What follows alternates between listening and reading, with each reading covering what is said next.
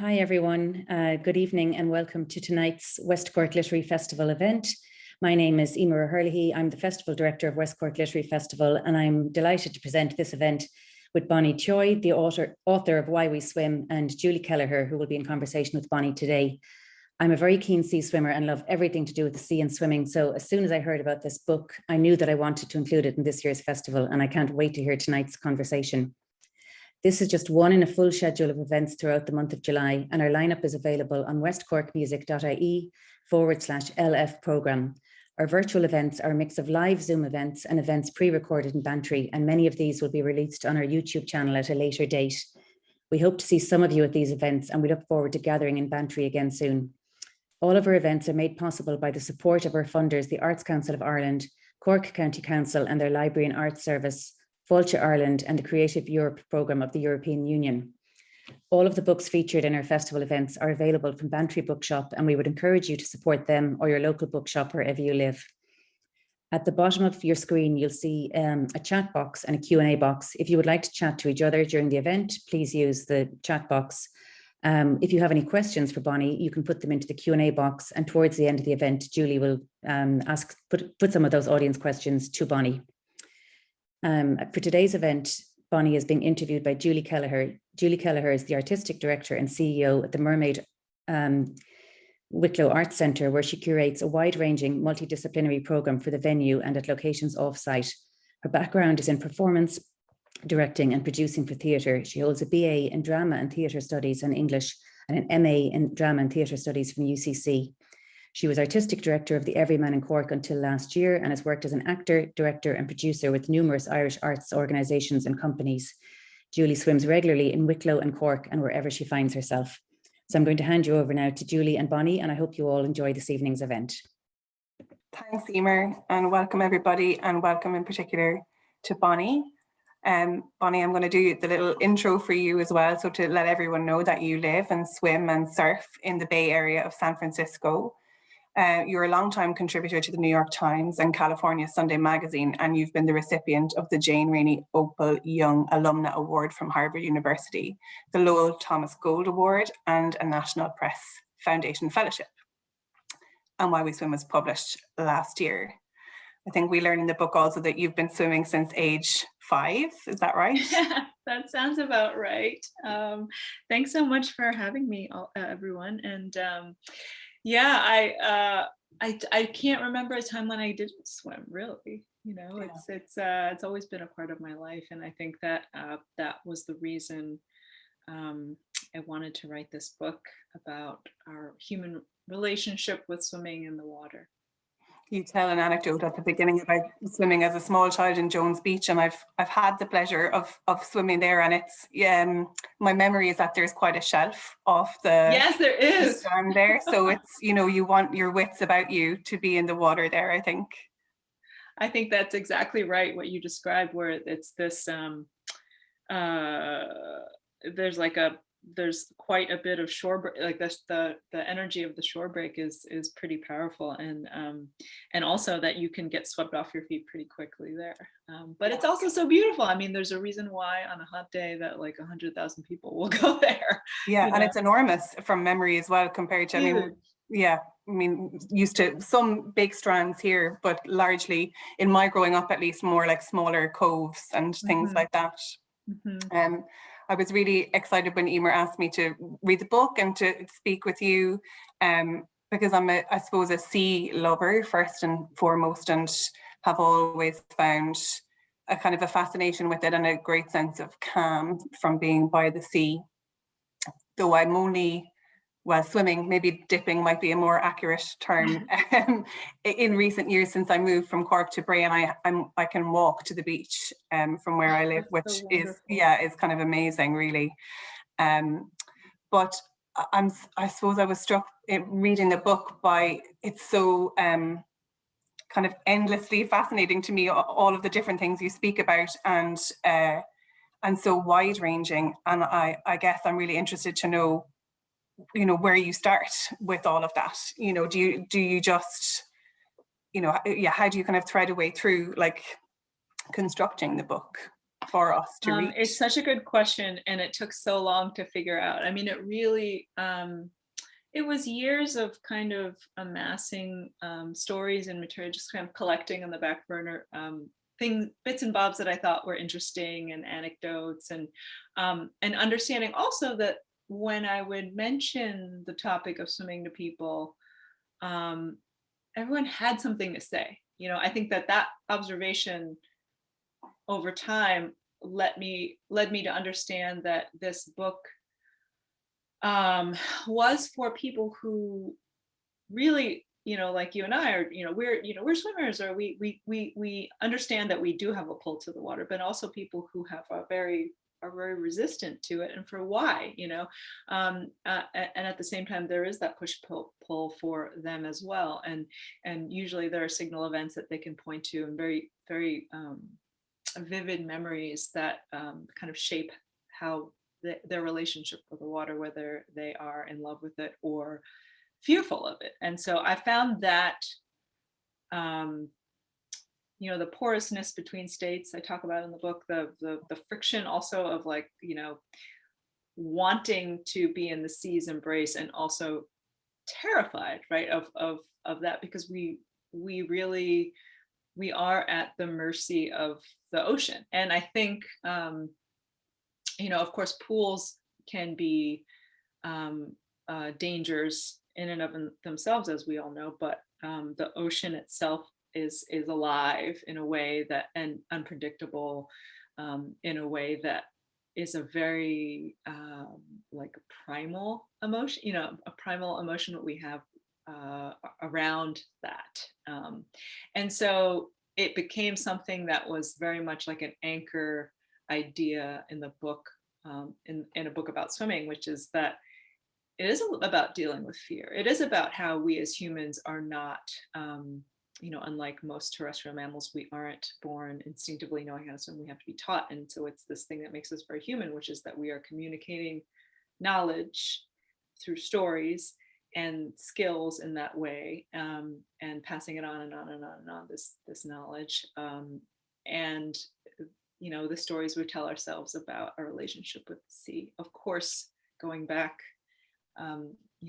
millennia, that we have these myths and lovely stories about selkies and the like, Yeah, and you speak early on in the book. I was very excited because you speak about the Moken sea nomad people in Southeast Asia, and I remember reading about them in particular in I think a National Geographic article after the tsunami in 2004, and about how they had survived largely survived the wreckage of that because of the stories that they have told each other and have inherited through generations, that allows them to to coexist with the water, I guess. Yeah, and also that it wasn't as if these people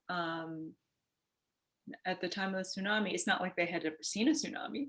They had never experienced it themselves, but they had heard stories about it from elders and passed on, and so that knowing, reading the signs in the water that were familiar to them from the stories, I think, and that's the point of that, which was that was what saved them. They knew that there was something going on, that they had to behave in a certain way in response to that. So either running away from on land up to a higher place, or if you were already in the sea, to go deeper, away from the shore. So that was fascinating to me, like to know that all the different ways that knowledge was can be communicated in ways that maybe in our own sort of immediate growing up in that culture we hadn't heard before. And I loved collecting all of those stories and putting them in one place. I think that was a really very rewarding experience. And it's really rewarding, from a reader's point of view, I think, as well, because, even though there's this kind of sweeping survey of all sorts of stories and cultures, there is that really strong sense of thread around story, I think. And this idea that it crosses cultures, You know, you talk about Japanese samurai, you talk about ancient Greeks, you talk about cave paintings.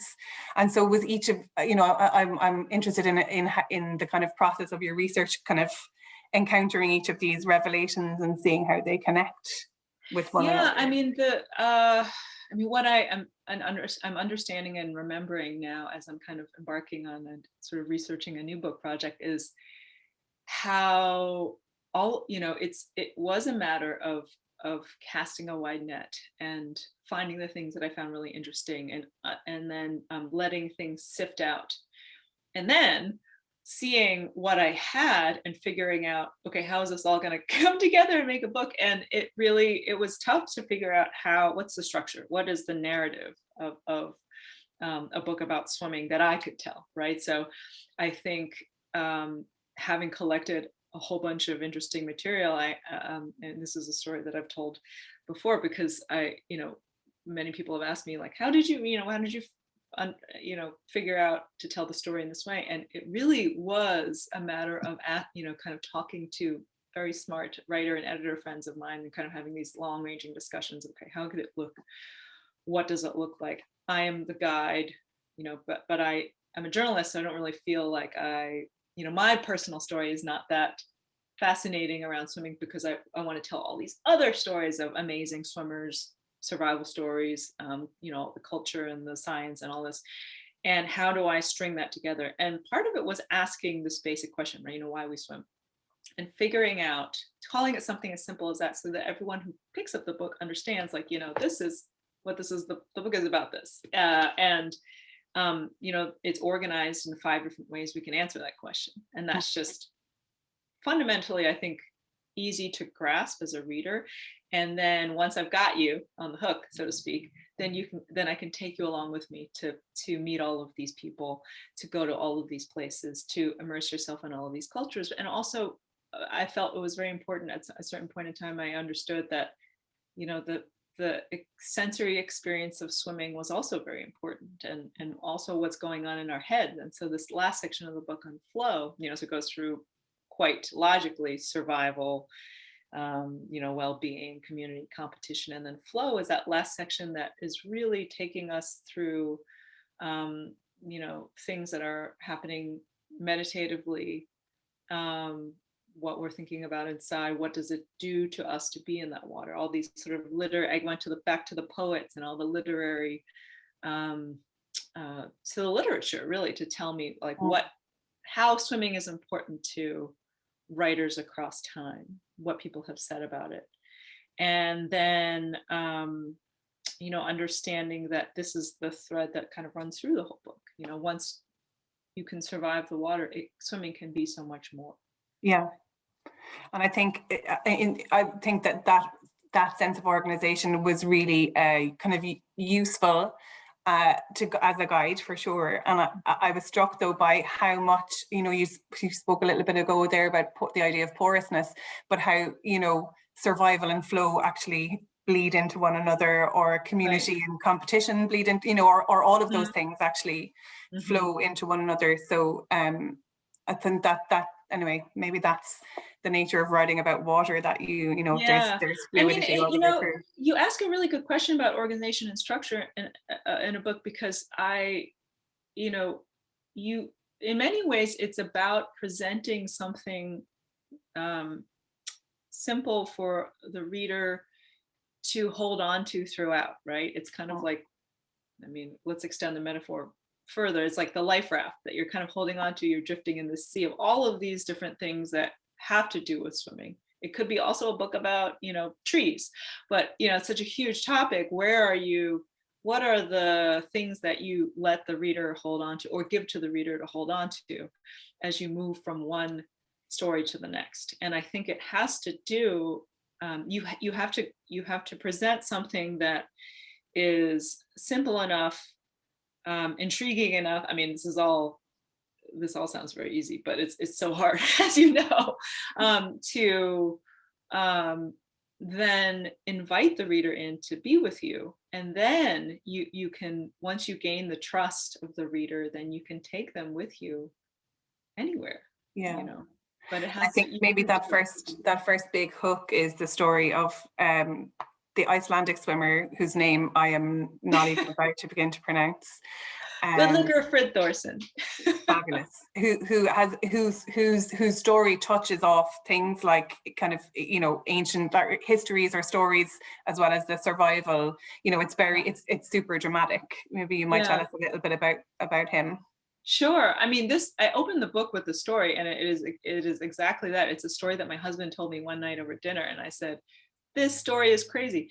One night, winter in 1984, Gudligur Friðþórsson is an Icelandic sailor who was his fishing vessel capsized off the coast of Iceland, and then everyone very quickly, you know, it was 41-degree water, air that was much colder, and in that water, you and I would quickly perish, you know, 20-30 minutes tops, and everyone else quickly did, but he kept swimming. He saw the light from the lighthouse of his home island, and he swam for 6 hours, 6 kilometers, you know, just like kind of deliriously swimming along, but just like he was talking to seagulls to stay awake. And he ended up, you know, he hit land and then had to kind of swim around these lava cliffs, 100-foot cliffs, that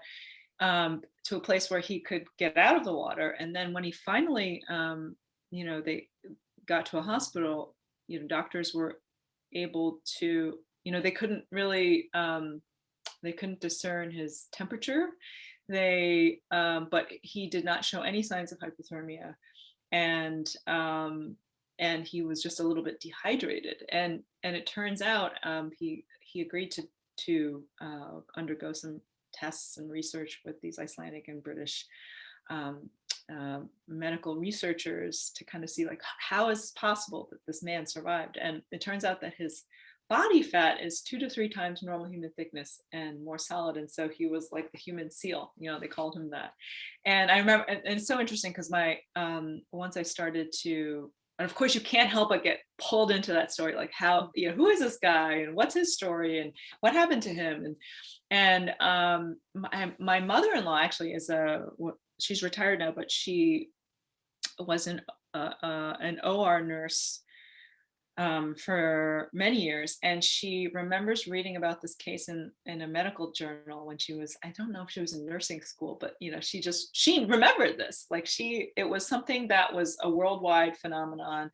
You know, news organizations around the world, you know, were clamoring to cover the story and interview him, and you know, and then over time, of course, I mean, so what happened was that the ship overturned and they were unable to deploy the life raft, and so everyone drowned except him. And so one of the things that he promised his friends on the vessel was, like, if one of them survives, that they're gonna tell, you know. And then I remember one thing he told me when I talked to him in person was, you know, usually when something like this happens, no one is left to tell. And he's like, I was left to tell, and I could say, you know, we couldn't. You know, he started to advocate for self-deploying life rafts, automatic ones that were available at the time. And actually, I think that the next month they were supposed to install it in the boat, but it did, you know. And this is again, like, this is in a place, in a country, in a culture where it is a ledger of lives lost at sea. You know, fishing has been a part of you know, Icelandic culture since time immemorial, you know, and all of the legends say it, and people drown, you know, people had drowned with great regularity. There's like an Icelandic, there's a history museum on the island where he lives that documents, you know, various years of when, you know, certain people drowned, because like this Heimei is an island with a fishing port that was really important to and it continues to be to Iceland, and you know, was pulling in, I think at one point, like a third of the fishing catch for the country. And so of course in a life in this fishing life, there are accidents that happen, and so people in Iceland learn to swim. It's mandatory in when you're in elementary school. And I remember I was at the pool there, the community pool, and there's community pools in every town, no matter how tiny. And all day long, there's this, march of like the early morning swimmers, and then the little kids coming, walking from the elementary school to do lessons. And then there's the afternoon crew, and then there's the evening. And people in Iceland, they say, the pool is our pub, even in the dead of winter. Yeah. Geothermally heated pools are the hub of social life for old and young. And so there's this wonderful, very salutary relationship with the water. At the same time, there's a keen understanding that it can kill you. And history kind of, tells that story.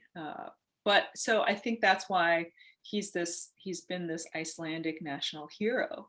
He is a mythological figure, just like in the Icelandic sagas, all of these characters. And also I wanted to kind of probe at that, and see like what did the man himself have to say? And then understanding also that what was also very important to understand was like, what did he mean to people? What did other people's, the stories that they told about him have to say about, just how we think about swimming and survival and understanding this like, again, life, death, tension, swimming, drowning, up, floating, sinking, that is forever like what we're intertwined with. Yeah. And I was swimming in I suppose sea that was a little high a couple of weeks ago. Like the waves were really rolling in, and where I was swimming was there's a few of these bathing spots around the coast in Ireland where people have concreted steps down the side of a cliff, and there's little platforms where you can kind of dive off, and and there are some railings and things like that. So I was swimming at one of those, which is nearby where I live in Dublin, and anyway, I was having to judge my moment to kind of get out of the sea. But it struck me as I was in there, I was thinking of him, but also thinking of, I muted myself. Sorry, I missed that. You're muted. When did I mute myself? Have I been chatting? You jumped in the water and you thought. I was thinking of him, and I was thinking of some of the other endurance swimmers that you speak about in the book, and thinking about, like, it's one thing to be sort of able to hold your own for a short spell of time, but I'm thinking about as you move through distance and weather systems, like what you might encounter. And animals. Yes, that too. I met a seal once at Vico at that same spot who came really close. And I just think he was in an inquisitive mode. I don't think he had any other motive other than maybe he wanted to play. But yeah, it really struck me. It suddenly brought home the idea of like what endurance swimming looks like, whether like him, you've not prepared for it, or like Kim and some of those other swimmers you profile, right, who really have.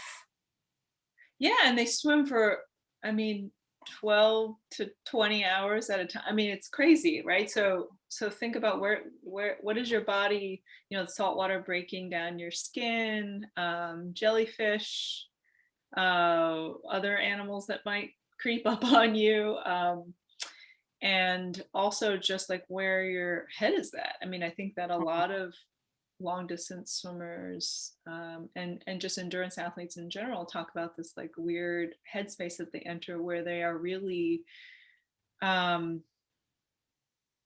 of untethered from their bodies in a way, and you think that's kind of crazy to imagine, because of course, how can you not be, what you describe, and I think this too, because I don't do the kind of swimming that you were talking about, but when you're in the ocean, of course, you're very attentive to the hazards and acutely aware of what's happening, where your points of reference are, and is there seaweed, is there currents, et cetera, and also, of course, interested in whether or not marine life is going to show up and greet you, and I think that when you're in that rhythm and the flow and just in this breathing, you do get into a bit of a meditative state where you're not, you're not as attuned in that way, but maybe you are on some other level, really feeling the pulse of the ocean and all that. But I do think that there is this otherworldly quality that people like Lynn Cox would talk about when she'd be swimming in the ocean. She would get lulled into a place, maybe she'd hear whales or she'd smell like coffee from the pier, like there are things that become like kind of surface and then recede and things that you notice, and then she would be in her head thinking about like singing songs or and I do I think that it's like a portal to another world. Like I think that that's a really neat, and of course from the water perspective you're observing the world in a different way. I do think that they do some kind of mental travel, like time travel and traveling not just in the physical space but in some way in their memories. And on several occasions I think in the book you speak about, I don't know, that people kind of arrive at swimming or encounter it as a kind of solution to some other, like whether it's kind of physical rehab or you quote Michael Phelps as saying it quieted his mind or slowed his mind down, I think he says.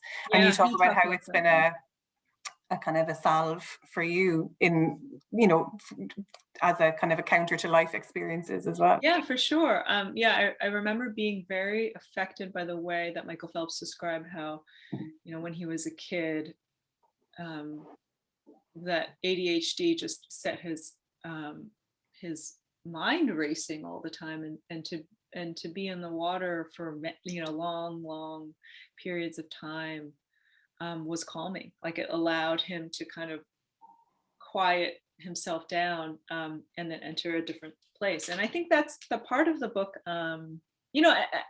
that's where the flow part of the book kind of comes in, where really interesting things happen to our brains when we're around water, listening to water, in water. The brain activity alpha waves, which are associated with relaxation and calm and creativity, that's heightened, and just our breathing, of course, is like this feedback loop too, just like affecting our just getting us into this calm and relaxed state. Deep breathing, like where you just take a deep breath and you're really paying attention, not this kind of like sprinting all out, like sort of anaerobic but that rhythm does calm us down. And I think like also think about when you enter the water, that moment of entry is like everything is muted, and the water, and I thought about this when I was I had knee surgery like 15 years ago, and then the way to recover from that was to swim, and how it was like this massage, like the pressure of the water on our bodies. Like you and I were talking about this sort of in the green room with Emer, where we're talking about just like the when in seawater, just like the mineral composition of that is a certain kind of permeability with our bodies too. And what are the things that are happening, the physiological changes that are happening to us? And I'm fascinated by all that, and it was fun to kind of track down some of the science that supported all these things that we kind of thought were true and felt to be true since the like ancient times, when Egyptians and the Chinese and the Japanese and everyone is doing these like saltwater baths or water cures or whatever that are very that seem to be why did we do that? We did it because it felt good, but now we understand, like from a scientific perspective, like why that actually is beneficial. Yeah, the science is really only catching up with that, with all of that ancient knowledge. Yeah, really. I think that's great. Yeah, I agree. And I last year, I think it was just in that period where we initially closed theaters, and I was thinking an awful lot about what was missing, what we were missing from our lives, which was to do with connection and all of that. But I think I came across something around the vagus or vagus nerve, you know, and this idea that deep breathing so stimulates it as to soothe us. So that's where fight or flight responses and all of those things are carried. And I was fascinated by that. I was like, oh, like, you know, yoga knows this and has known this for sort of, you know, as you say, millennia, and similarly swimming too, I think, and singing is another thing. You know, just the way we breathe or don't breathe, and the rhythm of how we do that. And of course, in swimming is unique in that we have to control our breathing in a particular way. We have to take the deep breath and hold it and then let it out slowly. And that's very much the kind of breathing that is calming, you know. Sure. I have a question from Ross. I might ask that now. Yeah, of course. Of others. So Ross says, you mentioned humanity's myths regarding the sea and how they tie into our relationship with the water. What do you think about the contrast between ancient cultures like the Greeks and Celts, who tended to represent the sea through male deities, and post long distance sea travel representations of the sea in feminine terms? I mean, I do think that it is interesting how it can be gendered. You know, I think one of the sections of the book that I think there's a list of some of the literary figures, and I think in like coastal Africa, Mami Wata was this like feminine, matriarchal, you know, goddess who then traveled across, you know, like this was a deity that kind of culturally had influences across the Atlantic as well. And it was like all, you know, how do we talk about the ocean? And is the ocean like vengeful, you know, like or is it, you know, it gives life. It is the also like the precursor to all of life. It is the place where all life comes from. I think it's interesting across cultures how it can be gendered, and you know what that says about different places where they've experienced, you know, the water in a certain way, or talk about the water in a certain way. Like what does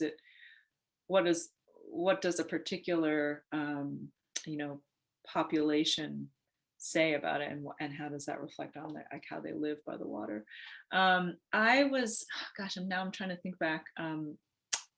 There was an Egyptian, you know, one of the oldest gods was Noon, which has to do with I don't know if this god, I can't remember if this god was gendered male or female. I think it was male, about being this like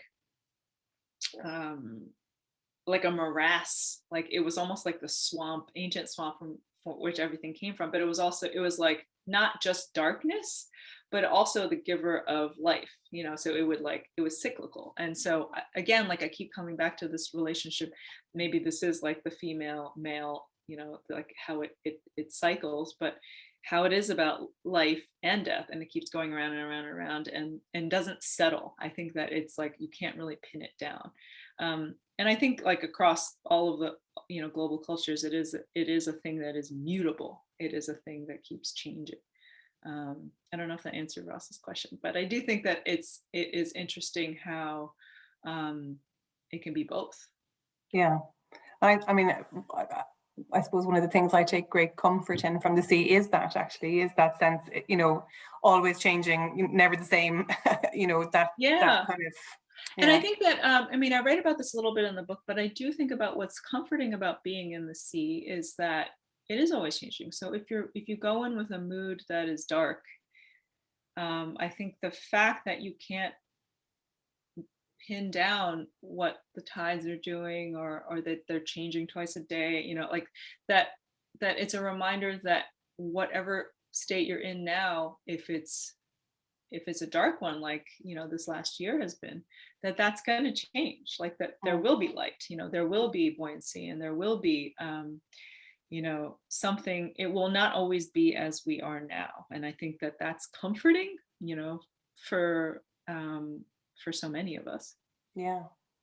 I'm going to sidestep a little bit, just thinking about like male and female bodies in the water, and you speak brilliantly in about who gets to swim, about, you know, the kind of the sociological evolution of public swimming, in particular in the US, right? You know, and post segregation, what that looked like, and the kind of suburbanization as well of cities too. It would be great to hear a little bit more of those thoughts, maybe.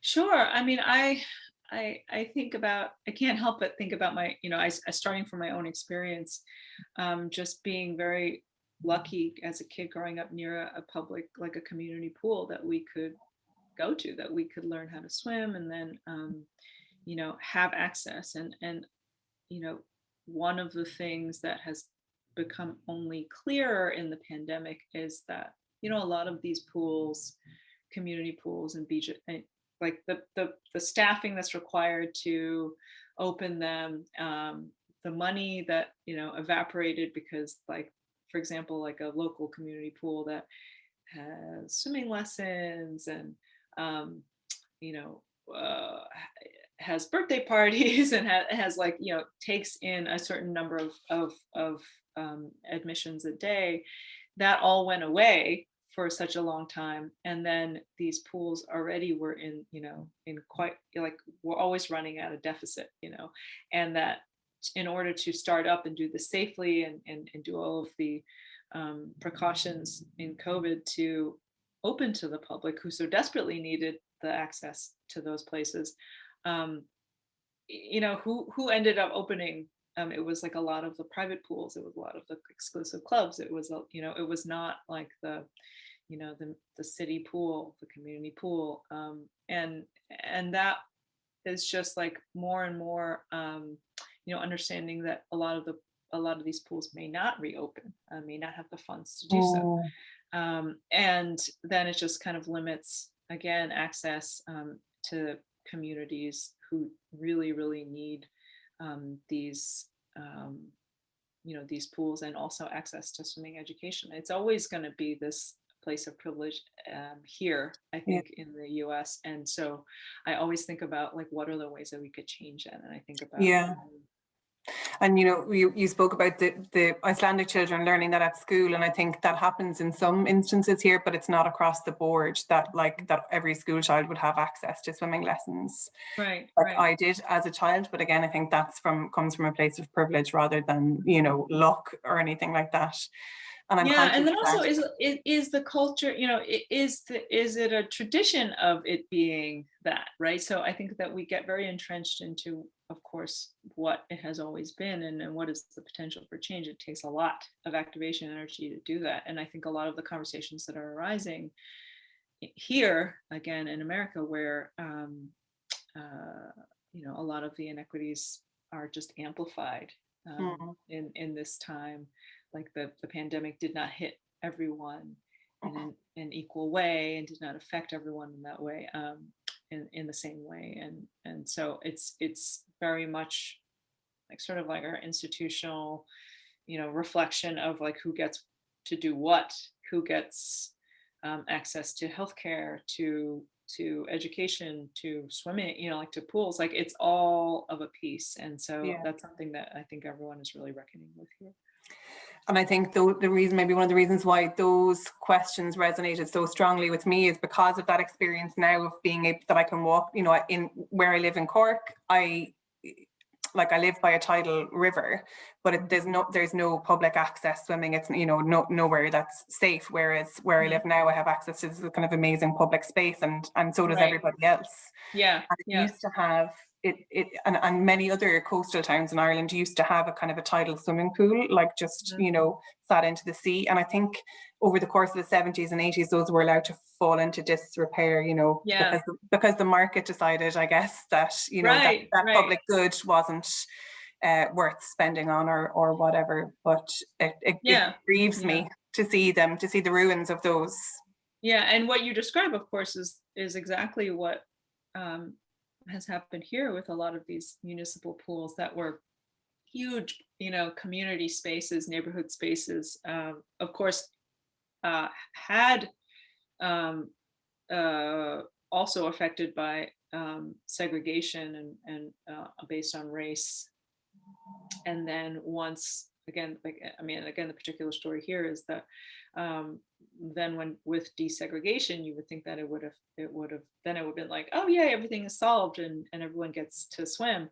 But what happened is then like a lot of the white communities, then like wealthier folks could open, that could have build their own private backyard swimming pools, and then these community pools that, same like these places in Ireland that you're describing by the sea, where they fell into disrepair because where's the money, being siphoned off to? It's not for the public good; it's for private, backyard. And that and everything I just said could be applied to schooling too here in the U.S. Right? So.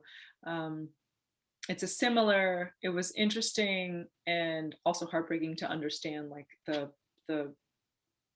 sort of cultural and political currents that would move, that would sort of fuel these shifts from public spaces, public good, and preservation of those spaces for everyone to kind of like be this like move to privatization, Yeah.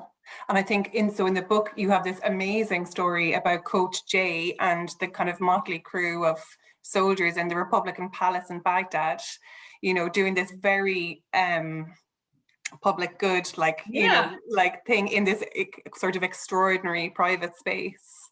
Yeah, I mean, that's a great way. I love how you describe that, because it was like this place of immense privilege, which was Saddam Hussein's, one of his royal palace, one of his many dozens of homes and palatial residences around Iraq, and then having it then be occupied by, the sort of like be the green zone of operations for this like, international crew of like, soldiers, peacekeepers, translators, also again, but like local Iraqis who are also working in the zone, then coming in and being part of this, strange community in the time of war, combat zone, that, learning how to swim in this crazy pool, where, it was this like immense place of like very, very tiny privilege, in a country that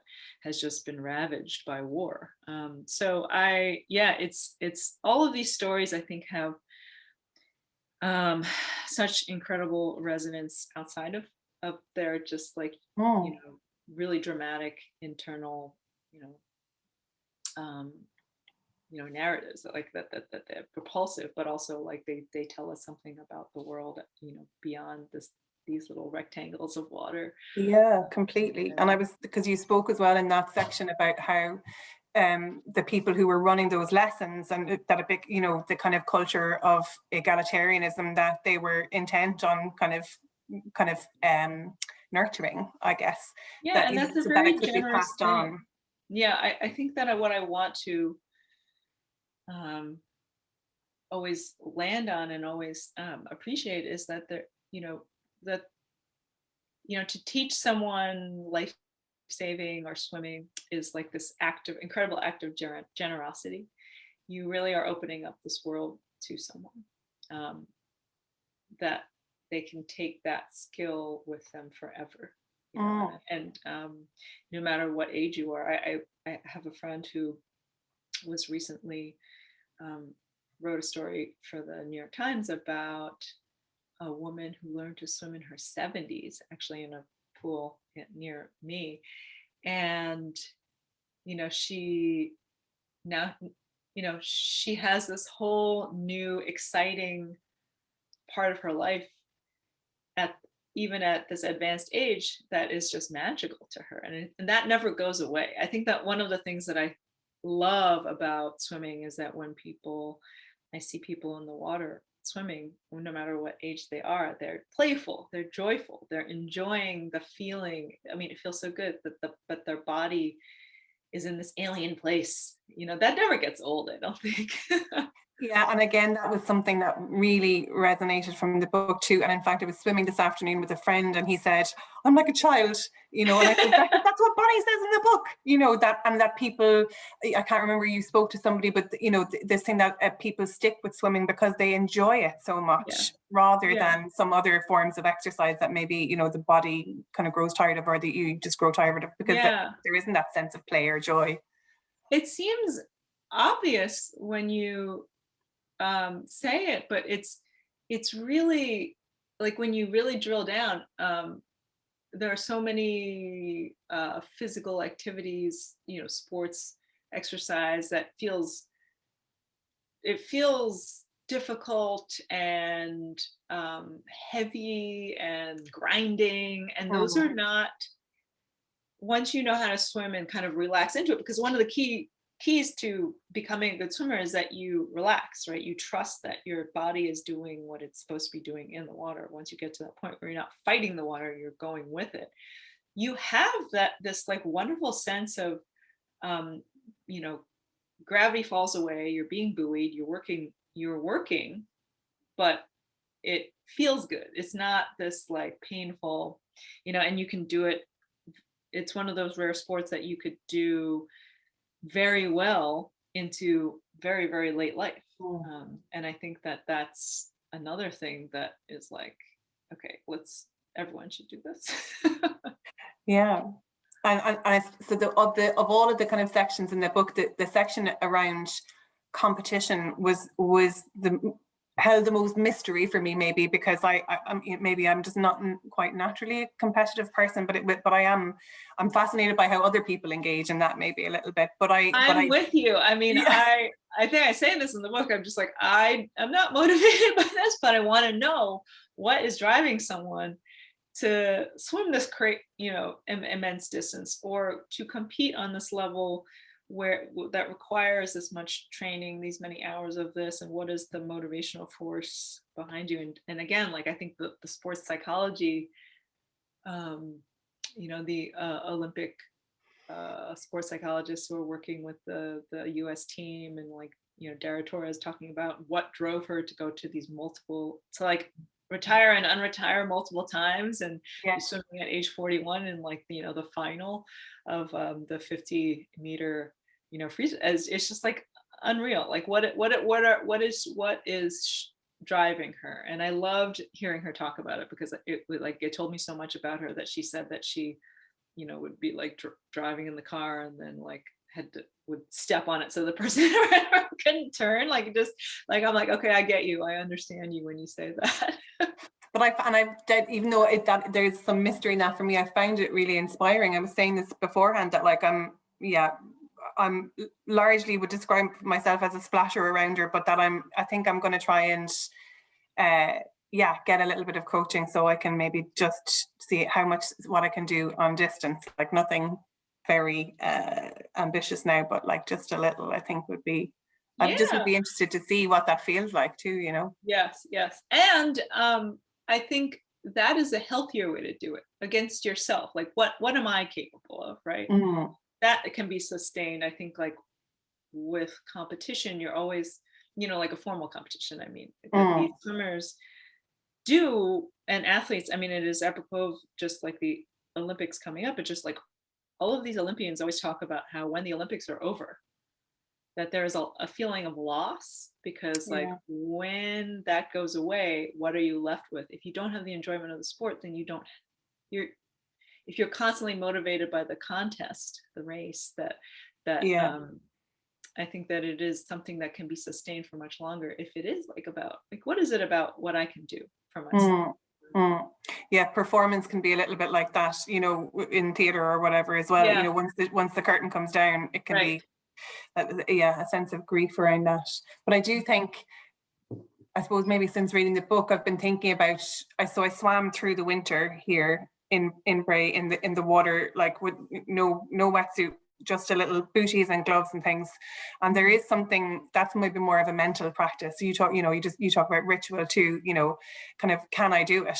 And it's because I know it's like unpleasant actually in the beginning, that kind of crossing the threshold, right? Like from land into the water. But there's something really emboldening, I think, about knowing that I can. Yeah. Like, And keep using it's it. like private. It's this I think that it's like the secret you have with swimming and the water. It's different. It's different with other sports. It's different from running. I mean, for me at least, like there's something that is bigger than yourself too at the same time, because you're engaging with something wild, like in the ocean. Yeah. And there's perspective in that then, I guess, too, for those of us with busy minds, I think. Yes, for sure. right here.